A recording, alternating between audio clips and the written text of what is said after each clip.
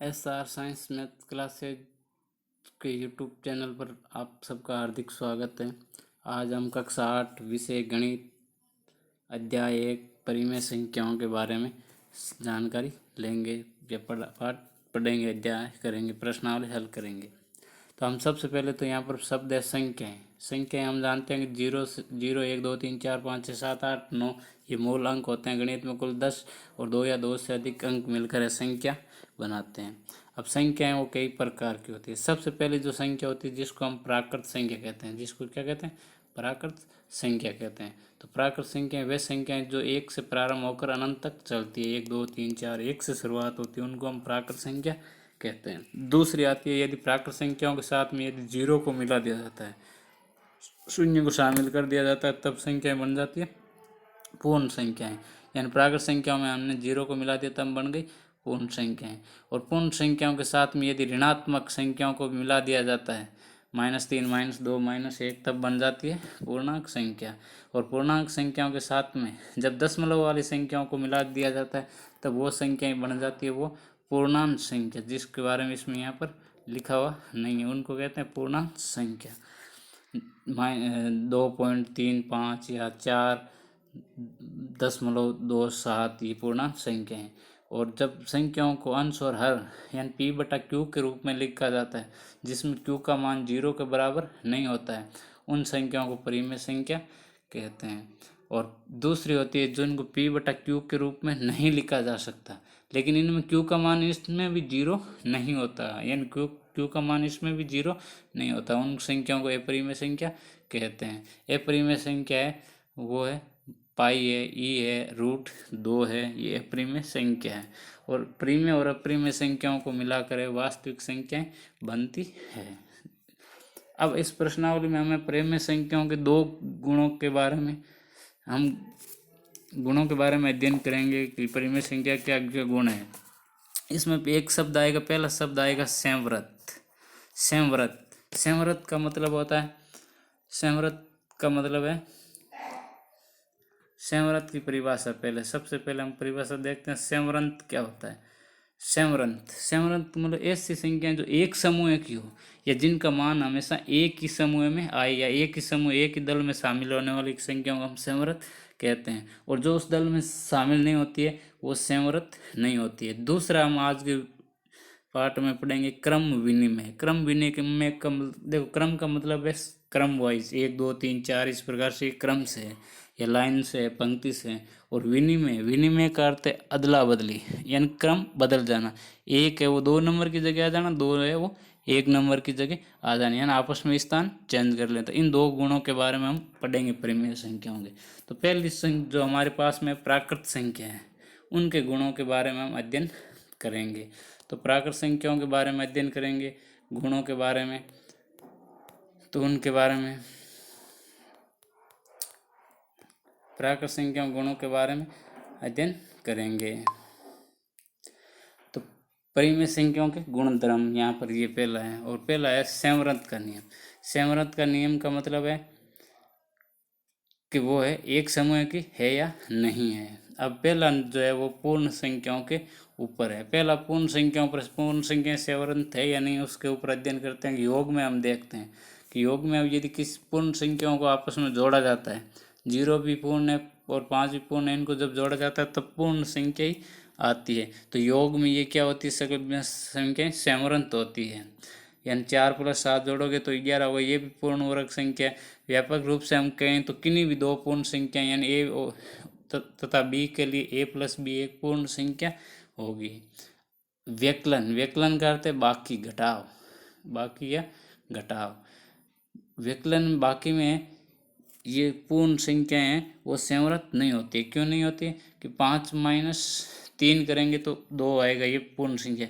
लेकिन जब 5 में से -7 घटाएंगे तब -2 आ रहा है, जो पूर्ण संख्या नहीं है। ये -2 क्या है? पूर्णांक है। 2 -2 क्या हो गया? पूर्णांक हो गया। और पूर्ण संख्या व्यकलन में अंतर्गत संव्रत नहीं होती है। फिर तीसरा है गुणन में जब करते हैं पूर्ण संख्याओं को गुणा करते हैं तब क्या आएगा? पूर्ण संख्या ही आएगी। यानी जब पूर्ण संख्याओं को आपस में गुणा किया जाता है तो पूर्ण संख्या ही आएगी। यथा गुणन में क्या है? ये पूर्ण संख्याएं गुणन में सेमरत होती है। इसी प्रकार भाग में जब पूर्ण संख्याओं के भाग किए जाएंगे तब वो पूर्ण संख्या नहीं होगी, तब ये क्या बन जाएगी, पूर्णांक संख्या बन गई। यहाँ पर ये क्या बन गई है, पूर्णांक संख्या बन गई है। और पूर्णांक संख्याएं हैं वो पूर्ण संख्याएं नहीं होती, या पूर्ण संख्याएं वो पूर्ण संख्याएं हैं वो बन गई परिमेय संख्याएं। लेकिन यहाँ पर 5/8 क्या है, परिमेय संख्या है। 5/8 क्या है, परिमेय संख्या जो है पूर्ण संख्या नहीं है। तो भाग में पूर्ण संख्याएं सेमरत नहीं होती है। फिर आते हैं हम पूर्णांक में। पूर्णांक में जब योग करते हैं तब एक पूर्णांक आता है। यानी पूर्णांक संख्या वे संख्याएं जिनमें धनात्मक और ऋणात्मक दोनों संख्याएं शामिल होती है, उन संख्याओं को हम पूर्णांक संख्या कहते हैं। तो इनको योग करेंगे तो ये धनात्मक ऋणात्मक संख्या आएगी, और पूर्णांक संख्या योग में वो होती है, सेमरत होती है। इसी प्रकार 8 + 5 को जोड़ेंगे तो वो भी एक क्या है, पूर्ण संख्या है, और वो भी क्या है, सेमरत होगी।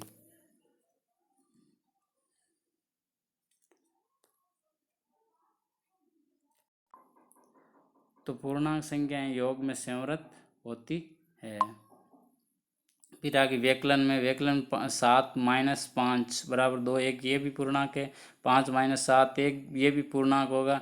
-6 - 8 +-14 ये भी एक पूर्णांक होगा। -6 कोष्टक -8 ये कोष्टक हल करोगे तो माइनस में प्लस हो जाएगी प्लस में 8, और 6 वो माइनस के और 2 प्लस के बच जाएंगे। ये भी एक पूर्णांक संख्या। व्यापक रूप में हम कहें तो किन्हीं दो पूर्णांक ए तथा बी के लिए a - b भी एक पूर्णांक है, और जांच करेंगे तो b - 1 ये भी एक पूर्णांक आएगा। तो पूर्णांक है वो व्यकलन में सेमरत होते हैं। गुणा में जब पूर्णांकों को आपस में गुणा किया जाता है तब भी एक पूर्णांक आता है। तो a तथा b के लिए a × b भी एक क्या होगा, पूर्णांक होगा, और पूर्णांक गुणन के अंतर्गत भी सेमरत होते हैं। भाग में 5 में जब 8 का भाग देंगे तो ये एक पूर्णांक नहीं होगा, तब ये संख्या क्या बन जाएगी, एक 5/8 एक परिमेय संख्या बन गई।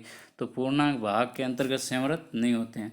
तो हमने देख लिया पूर्णांकों में जोड़, व्यकलन, बाकी और गुणन, इन तीनों में सेमरत होते हैं, जबकि भाग में सेमरत नहीं होते हैं।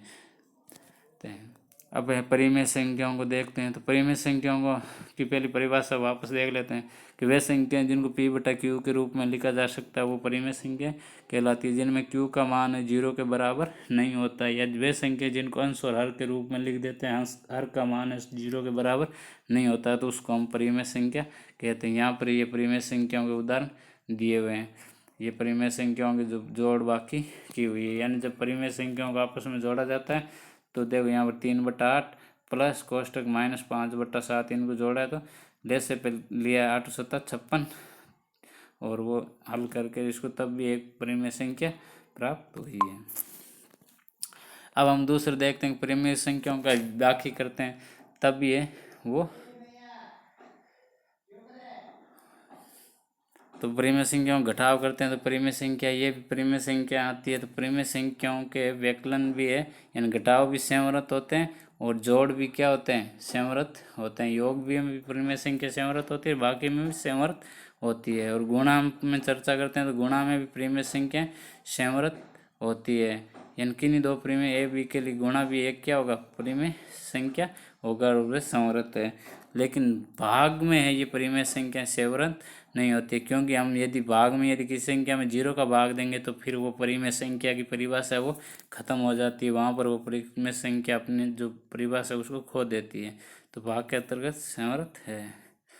लेकिन यदि हम 0 को छोड़ दें, यदि 0 का भाग नहीं दें और बाकी जितनी भी संख्या हैं वो सब है परिमेय संख्या होती है, ये एक शर्त है। यानी यदि किसी संख्या के हर में यदि 0 आ गया तो वो सेमरत खो देगी। अब यहाँ पर है ये देखो तालिका बनाई हुई सारणी के, निम्नलिखित सारणी में रिक्त स्थानों की पूर्ति कीजिए। इस सारणी में रिक्त स्थान भरने के परिमेय संख्याएं योग में सेमरत है, व्यकलन में है परिमेय संख्या सेमरत, गुणा है तो गुणा में भी है सेमरत है, और भाग में नहीं है।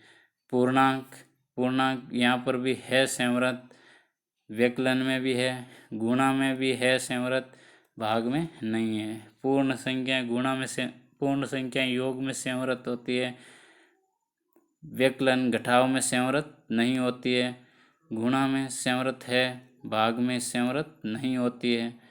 प्राकृत संख्याएं जोड़ में योग में संवृत है, बाकी में संवृत नहीं होती है। प्राकृत संख्याएं गुणा में संवृत होती है और भाग में प्राकृत संख्याएं संवृत नहीं होती है, क्योंकि भाग देते ही वो क्या बन जाएगा, 2 में 3 का भाग देंगे तो भाग पूरा जाएगा नहीं, वो संख्या बन जाएगी परिमेय संख्या। जबकि हमें पूछ रहा है कि प्राकृत संख्याएं भाग में संवृत है या नहीं है, तो प्राकृत संख्याएं भाग में संवृत नहीं होती है। अब आज का हमारा दूसरा टॉपिक है वो है क्रम विनिमय। पहला क्रम विनिमय का जो गुण है, क्रम का मतलब स्थान और विनिमय का अदला बदली, यानी पूर्ण संख्याएं। पूर्ण संख्याओं को हम देखते हैं योग के अंदर 0 + 7 या 7 + 0 मान आ रहा है 7 बराबर 2 + 3 बराबर 3 + 2 तो बराबर 5। तो योग में पूर्ण संख्याएं क्रम विनिमय है। व्यकलन घटाव में पूर्ण संख्याएं हैं वो क्रम विनिमय नहीं है, क्योंकि 3 में से हम 2 घटाएंगे तो पीछे बचेगा 1, लेकिन जब 2 में से 3 घटाएंगे तब बच जाएगा -1, यानी मान चेंज हो रहा है, तो ये संवृत नहीं है। गुणा में पूर्ण संख्या संवृत है कि 2 को 3 से गुणा करेंगे और 3 को 2 से गुणा करेंगे तो मान सेम ही आएगा, 6 संवृत आएगा, 1 समूह में शामिल हो रही है। और भाग में भी ये पूर्ण संख्याएं क्रम विनिमय नहीं होती है, भाग में क्रम विनिमय नहीं होती है। गुणा में क्रम विनिमय होती है लेकिन भाग में नहीं होती है। तो 2 में 3 का भाग देंगे या 3 में 2 का भाग देंगे तो मान चेंज हो गया ना, तो ये क्रम विनिमय संभव नहीं है। उल्टा नीचे कर दिया। अब पूर्ण संख्याएं क्रम विनिमयता की जांच करते हैं। तो पूर्ण संख्याओं की क्रम विनिमयता की हम जब जांच करते हैं तब देखते हैं कि योग में क्रम विनिमय है। 2 + 3 बराबर 3 + 2 उत्तर क्या आएगा, 5 आएगा, यानी 2 + 3 बराबर 3 + 2 बराबर 5 उत्तर आएगा। तो ये क्रम विनिमय है। व्यकलन बाकी में ये क्रम विनिमय नहीं है। देखो 5 में से माइनस कोष्टक -3, ये कोष्टक घटाओगे 5 3 8 हो जाएगा, वापस 3 में से 5 घटाओगे तो -2 बच जाएंगे, तो क्रम विनिमय नहीं है। पूर्णांक व्यकलन यानी बाकी में क्रम विनिमय नहीं है। गुणन क्रम विनिमय यानी पूर्णांक को जब गुणा किया जाता है, पूर्णांक -2 × 3 बराबर 3 × -2 तो क्रम विनिमय है। और भाग में क्रम विनिमय नहीं है, क्योंकि भाग में वापस ये संख्या उल्टी हो जाएगी तो मान चेंज हो जाएगा। तो भाग में भी क्रम विनिमय पूर्णांक नहीं होते हैं। फिर उसके बाद में आती है परिमेय संख्याएं। परिमेय संख्याओं को जोड़ते हैं तो जोड़ोगे तो वापस उल्टी क्रम बदल कर जोड़ोगे तो भी वो मान आएगा। तो योग परिमेय संख्याओं के लिए योग क्रम विनिमय है, अर्थात कि 2 परिमेय संख्या ए बी के लिए है योग विनिमय है। ये यहाँ पर योग विनिमय है, इनको जोड़ेंगे तो सेम ही मान आएगा। व्यकलन में क्रम विनिमय नहीं होता है, क्योंकि जब घटाएंगे ना तब यदि पहले वाले 2/3 है फिर -5/4 है, जब 5/4 में से -2/3 घटाएंगे तो इसका मान बदल जाएगा, चेंज हो जाएगा, क्योंकि ये माइनस प्लस के कारण संख्या छोटी बड़ी हो जाएगी, उनका स्थान बदल जाएगा, तो क्रम विनिमय नहीं होती है। व्यकलन में परिमेय संख्याएं क्रम विनिमय नहीं होती है। गुणा में ये परिमेय संख्याएं क्रम विनिमय होती है, क्योंकि यहाँ पर देखो -7/3 × 6/5, अब 6/5 × -7/3 करोगे तो ये क्रम विनिमय है, उत्तर सेम आएगा। तो ये तथा बी के लिए a × b बराबर b × a क्रम विनिमय होता है। भाग के लिए क्रम विनिमय दोनों पक्ष के व्यंजक समान नहीं है, इस कारण क्रम विनिमय नहीं है। जब भाग देंगे तब इसका मान क्या हो जाएगा, चेंज हो जाएगा। अब यहाँ देखो -5/4 भाग दे रहे हैं 3/7 का, और दूसरे में 3/7 में काम बदल दिया हमने, आगे वाले पीछे लिख दिया, पीछे वाले को आगे लिख दिया, 5/2 चेंज हो गया, तो भाग में क्रम विनिमय नहीं है। तो अब यहाँ पर देखो सारणी बनाते हैं वापस इसकी क्रम विनिमय की कि ये भाग में है या नहीं है क्रम विनिमय। तो यहाँ पर परिमेय संख्या योग के लिए क्रम विनिमय है, व्यकलन के लिए नहीं, व्यवकलन के लिए क्रम विनिमय नहीं होती है। परिमेय संख्या गुणन में क्रम विनिमय है, भाग के लिए नहीं। फिर पूर्णांक के योग में क्रम विनिमय होते हैं, बाकी में घटाव में व्यवकलन में नहीं होते हैं। गुणन में क्रम विनिमय है और भाग में क्रम विनिमय नहीं होते हैं। फिर पूर्ण संख्याएं योग के लिए क्रम विनिमय है, व्यवकलन के लिए क्रम विनिमय नहीं होती है। व्यवकलन के लिए क्रम विनिमय नहीं होती है पूर्ण संख्याएं, और गुणन के लिए पूर्ण संख्याएं है और भाग के लिए पूर्ण संख्याएं क्रम विनिमय नहीं होती है। प्राकृत संख्याएं योग के लिए योग के लिए क्रम विनिमय है, व्यवकलन बाकी के लिए प्राकृत संख्या क्रम विनिमय नहीं है। गुणन के लिए प्राकृत संख्याएं पूर्ण विनिमय है, भाग के लिए नहीं होती है। धन्यवाद। आपको ये वीडियो कैसा लगा इसका कमेंट में अपनी राय ज़रूर दें। चैनल को सब्सक्राइब करें, लाइक करें, शेयर करें। धन्यवाद।